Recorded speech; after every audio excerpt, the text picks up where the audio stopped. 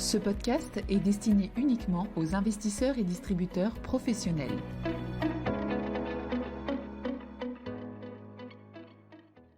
Bonjour à tous, aujourd'hui nous allons parler de transport maritime, de cargo, de conteneurs, de ports et plus particulièrement de la congestion des ports. Et nous verrons qu'il s'agit d'éléments cruciaux dans les échanges commerciaux internationaux. Nous verrons justement comment la machine s'est enrayée ces 2 dernières années, comment cela a perturbé les chaînes d'approvisionnement et exacerbé les pressions inflationnistes. En réalité, il y a peu d'endroits où l'état des chaînes d'approvisionnement internationales sont aussi visibles que les grands ports. La conférence des Nations Unies sur le commerce et le développement estime que plus de 80% du commerce de marchandises en volume est réalisé par bateau et plus de 70% en valeur. C'est donc absolument central et nous allons donc aujourd'hui évoquer 2 documents de travail du FMI sortis sur le sujet à la fin mars 2022. Dans le premier de ces documents de travail, les chercheurs du FMI ont utilisé une base de données qui recense les voyages de quasiment tous les cargos du monde ces dernières années. Et tout comme les avions avec leurs transpondeurs, quasiment tous les cargos émettent périodiquement un signal, notamment pour éviter les collisions, et ces signaux peuvent être recueillis par des récepteurs sur Terre ou par des satellites commerciaux, ce qui permet de suivre une grande partie des flux commerciaux en temps réel. Les chercheurs du FMI se sont focalisés sur les cargos transportant des produits manufacturés et ont exclu de l'analyse les bateaux de loisirs et les cargos transportant des matières premières. Ils ont également exclu les bateaux dont le point d'arrivée et le point de départ se situent dans le même pays pour bien se focaliser sur les relations commerciales internationales. Alors, qu'ont-ils observé ? Très clairement, les temps de trajet ont augmenté dès le début de la crise Covid avec une accélération marquée fin 2020 du fait de la congestion des ports. Fin 2021, les temps de trajet étaient en moyenne 25% plus longs par rapport à avant la pandémie. Les économistes du FMI ont cherché à savoir ce que cela représentait économiquement.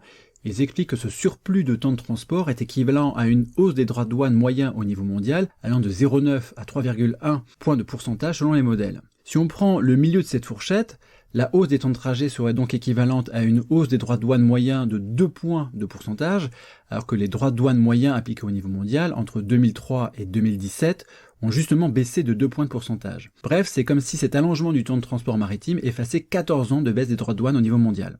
Un autre point intéressant est que même si la congestion des ports a touché un grand nombre de pays, il y a de grandes différences entre les zones, les États-Unis et la Chine étant les plus touchés par la persistance de l'allongement des temps de transport. Une analyse un peu plus fine montre que la congestion des ports provient d'une combinaison de facteurs d'offres et de demande. Évidemment, la reprise économique a fortement fait augmenter la demande de biens, mais il y a aussi des problèmes d'offres à l'origine des goulets d'étranglement, tels que l'accumulation des conteneurs vides, des pénuries de main-d'œuvre ou encore l'insuffisance des infrastructures.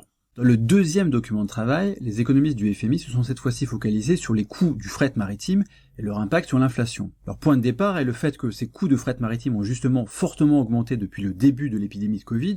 En octobre 2021, le coût du transport maritime de conteneurs était en hausse de plus de 500% par rapport à avant l'épidémie. Alors il y a principalement 2 facteurs derrière cette hausse. D'abord, la très forte augmentation de la demande de produits intermédiaires liée à la plus forte activité manufacturière. Ensuite, le fait que les capacités ont été contraintes par les difficultés logistiques que l'on vient d'évoquer. Il y a par exemple le fait que les retards de livraison peuvent occasionner le paiement de pénalités.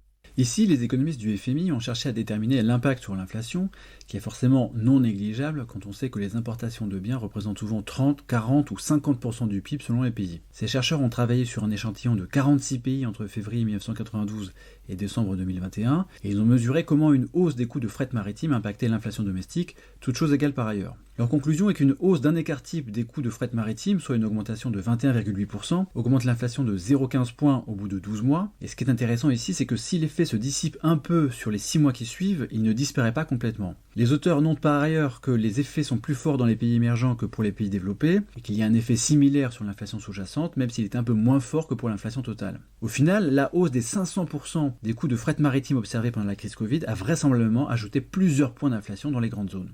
Bref, les perturbations du transport maritime sont donc très loin d'être anecdotiques et ont probablement des conséquences économiques bien plus fortes que ce que l'on pourrait penser au premier abord. Et c'est clairement un élément à prendre en compte pour bien comprendre l'accélération récente de l'inflation. Merci de votre écoute et à bientôt. Communication promotionnelle non contractuelle. Les commentaires et analyses reflètent l'opinion de CPRAM sur les marchés et leur évolution en fonction des informations connues à ce jour.